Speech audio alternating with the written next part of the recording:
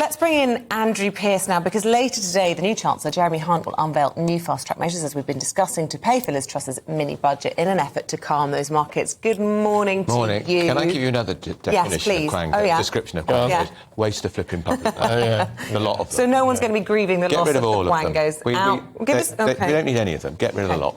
So do you think that will be enough to solve all the problems? If I had £1 for every time I've written there's going to be a bonfire of the quangos, I'd be a multi-millionaire. Every Prime Minister pledges it, they never do it. Just like every Secretary of State for Health says they're going to cut down on administrators, they're going to bring back matron, they never do. We saw in the Sunday papers yesterday records amounts being spent on spin doctors and diversity officers when there's record waiting lists. It's mad. Get a grip of it. But I tell you what, we're in this weird position now where, I mean, Jeremy Hunt says Liz Truss is behind his plans, despite the fact it's the exact opposite of Trussonomics, so nobody believes it.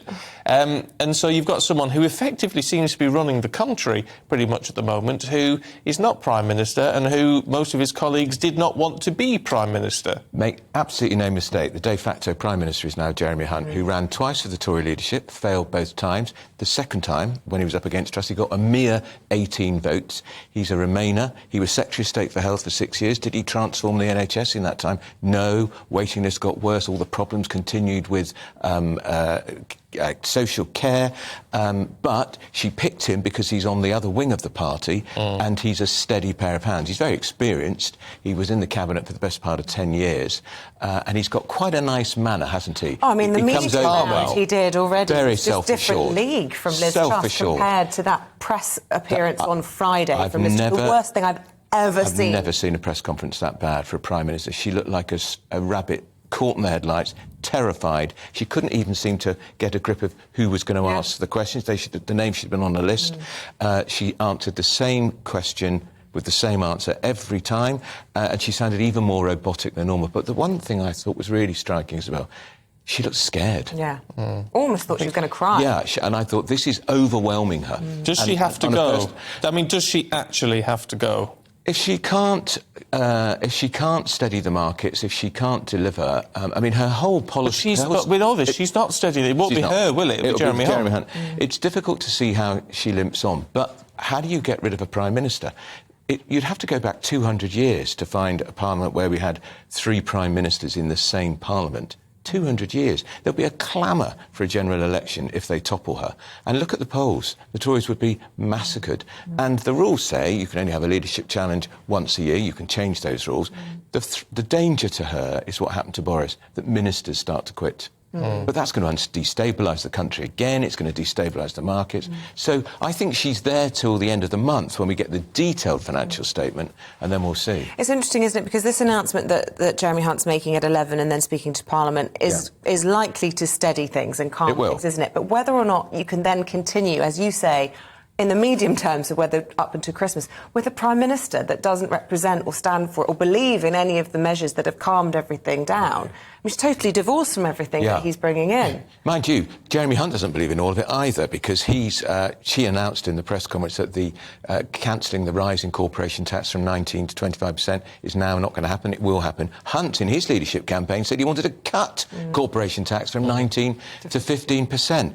But look, he's a pragmatist. He's been brought back in from the cold. He was in the wilderness. He thought it was all over. And who'd have thought that Jeremy Hunt, who twice tried to be Prime Minister, in fact, is really in all but name. But it's interesting, isn't it? We're sort of split on all this one, because we talk about, well, these measures calming the markets. The markets are going to be happy. It's all good. It's all rosy. But what it's going to do is upset the electorate, because we're talking about making growth actually more difficult. We're talking about removing income tax cut for those people who would really benefit from that. And, you know, this is hugely problematic, actually. It is, and I don't recall a worse start to a government ever in my lifetime, and it's a complete pig's ear. And we reported in the Mail on Saturday that it was Truss who overrode her Chancellor, Kwasi Kwarteng, because he said, let's not do this cut in the top rate of tax because of how it will look. The opposite was always terrible. And she insisted on it, and yet he was thrown under a bus. Well, I mean, and then reversed over was the phrase this morning. But it's interesting. Can we talk about the journalistic side of this? Because the day after that budget, the Mail's headline was, at last, you know, a proper Tory budget. Well, of course, now the tables have turned on all of that. Why do you think papers like the Mail, which you were associate editor, went on that line? Why do they think it was good? Well, because we haven't had a budget from a Tory Chancellor which said, I'm going to cut taxes, cut regulation, and aim for growth. It was all about cutting taxes rather than redistributing wealth, which we're not generating much of. There were serious reservations, let me tell you, in the Mail about the cut in the top rate of tax, and nobody was sorry to see that go. But I'm sorry, for instance, that she's getting rid of the cut.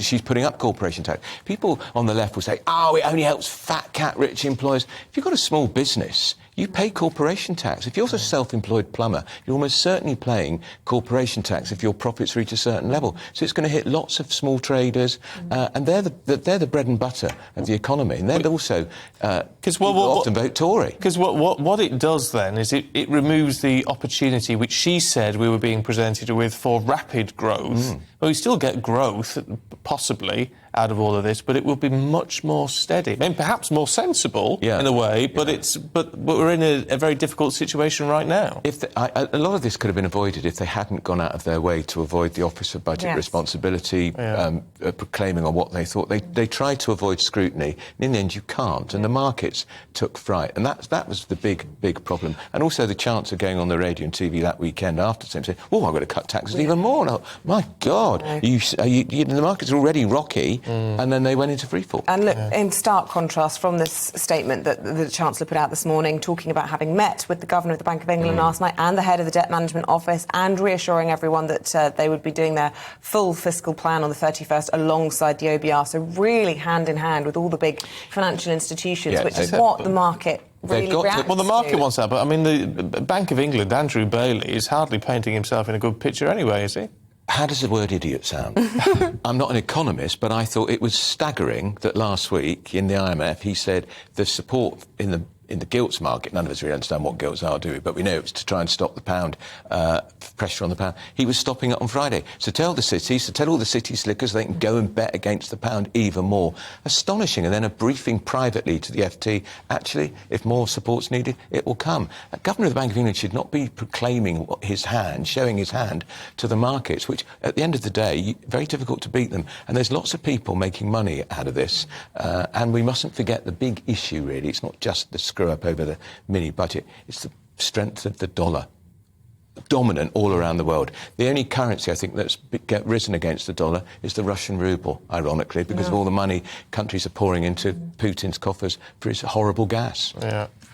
Oh, Andrew Pearce, I'd love to say it's lovely talking to you, but it's quite depressing this morning. It's very depressing. Can't remember a time like it, but anyway, always lovely to see your face. Great to see Andrew you. Pearce, thank you.